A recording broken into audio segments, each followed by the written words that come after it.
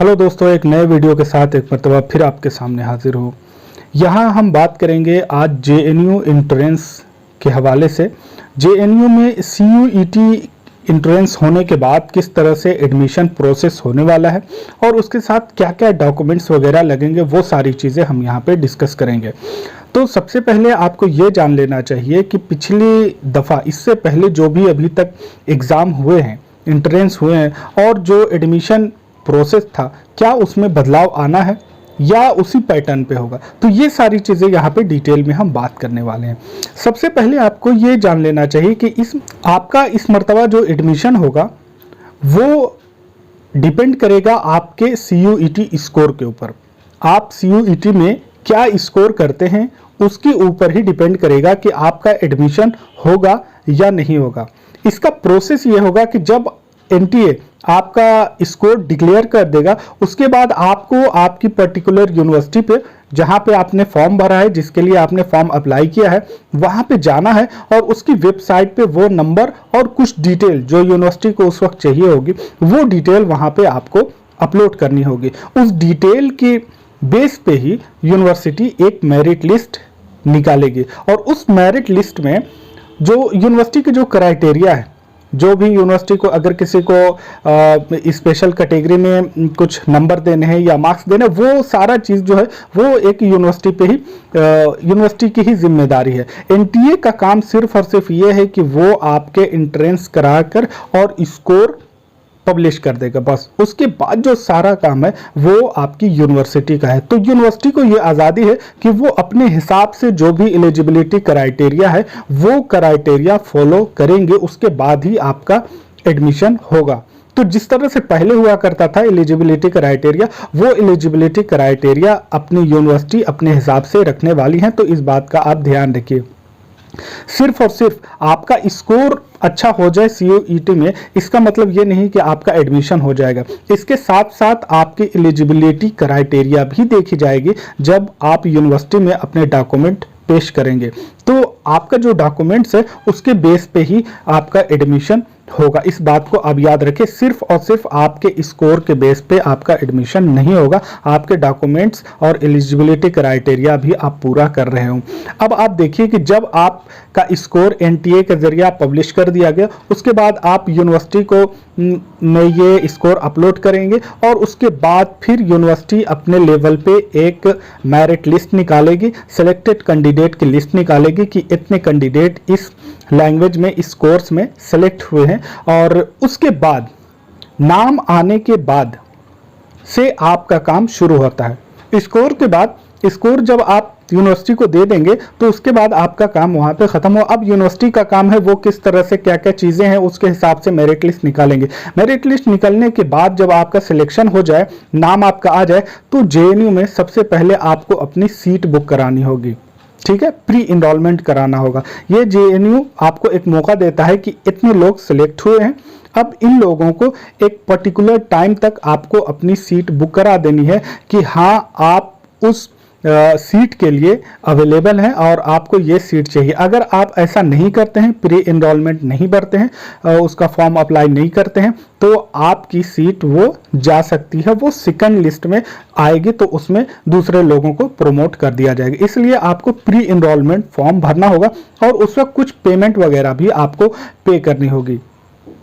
तो वो पेमेंट का मैं आपको बता दूं कि उस वक्त जो अंडर ग्रेजुएट कोर्स के जो स्टूडेंट हैं उनका पेमेंट जो होगा वो 268 रुपये आपको पे करने होंगे और सर्टिफिकेट ऑफ प्रोफिशिएंसी के लिए 219 रुपये पे करने होंगे। तो ये दो जो पेमेंट है वो आप याद रखें।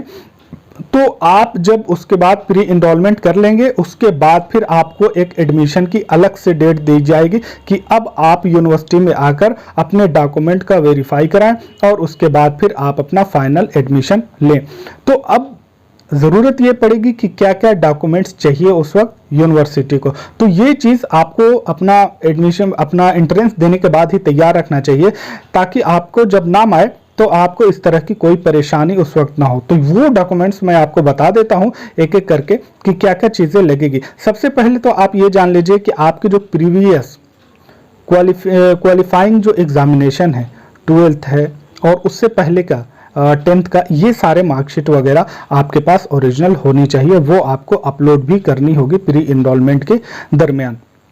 इसी के साथ अगर कोई कैटेगरी का स्टूडेंट है, एससी है, एसटी है, ईडब्ल्यूएस से है, तो वो सर्टिफिकेट भी आपके पास होनी चाहिए। और साथ में कैरेक्टर सर्टिफिकेट एक चाहिए, माइग्रेशन सर्टिफिकेट भी चाहिए, और एंटी रैगिंग एफिडेविट भी आपको बनवानी होगी।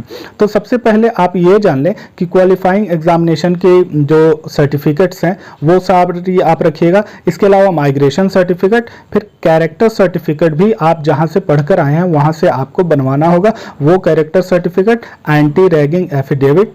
और अगर कोई स्टूडेंट किसी यूनिवर्सिटी में ऑलरेडी एडमिशन ले चुका है, वहां पे वो पढ़ रहा था, उसके बाद उसने यहाँ का अप्लाई किया, उसका सिलेक्शन हो गया, तो ऐसा स्टूडेंट जो ऑलरेडी इनरोल्ड है किसी यूनिवर्सिटी में, तो उसके लिए डिसकंटिन्यूएशन सर्टिफिकेट भी चाहिए यूनिवर्सिटी या फिर कॉलेज से, यूनिवर्सिटी से आपको ये लिखा कर लाना होगा, शो करना होगा कि हाँ अब आप इस यूनिवर्सिटी से जा रहे हैं, इस यूनिवर्सिटी को लीव कर चुके हैं और अब जेएनयू या नई यूनिवर्सिटी में आप एडमिशन ले रहे हैं, तो वो डिसकंटिन्यूएशन सर्टिफिकेट भी आपको लगानी होगी।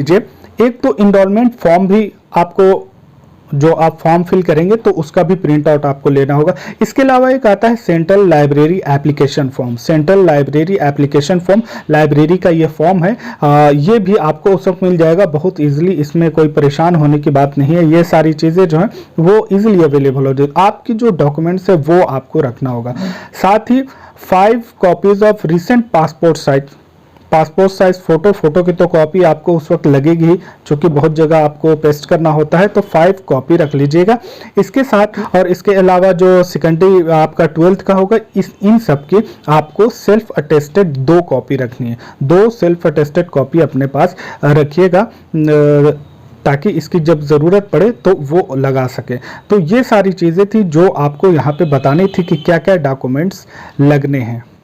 तो जो कैंडिडेट 2022 से पहले, 2020 से पहले 12th का एग्ज़ाम दे चुके हैं और पास हो चुके हैं, तो उनके लिए ज़रूरी है माइग्रेशन सर्टिफिकेट लाना, क्योंकि उनका ऑलरेडी 1 साल गुजर चुका है तो उनके पास होगा, तो वो माइग्रेशन सर्टिफिकेट उनके लिए कंपलसरी है।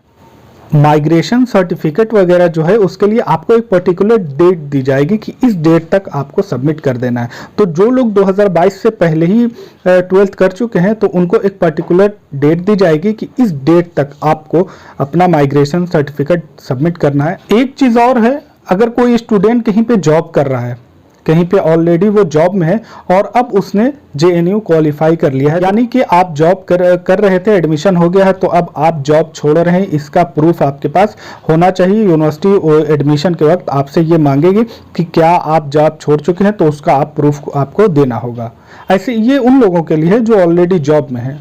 ये सारे डॉक्यूमेंट हैं जिसे आपको पहले से रेडी रखना। इन बातों का आपको पहले से ख्याल रखना है ताकि एडमिशन के वक्त आपको किसी तरह की परेशानी ना हो, क्योंकि ये सारे वो डॉक्यूमेंट्स हैं जो जल्दी अवेलेबल नहीं होते हैं। अगर आपके पास नहीं है तो आप पहले से उसे बना कर रखें, या एप्लीकेशन वगैरह दे दें अपने कॉलेज में। इस तरह की चीज़ों के लिए आप अपने पास उसे रेडी रखें, और जैसे ही आपका नाम आए तो आप ईजिली, बहुत ही आसानी से एडमिशन ले सकते हैं। और इसी तरह का कुछ अगर क्वेश्चन आपको होगा, कुछ डाउट होगा, तो आप ज़रूर पूछ सकते हैं, उसका जवाब आपको कमेंट बॉक्स में मिल जाएगा। मिलते हैं नए वीडियो में, तब तक के लिए इजाज़त दें। Thanks for watching.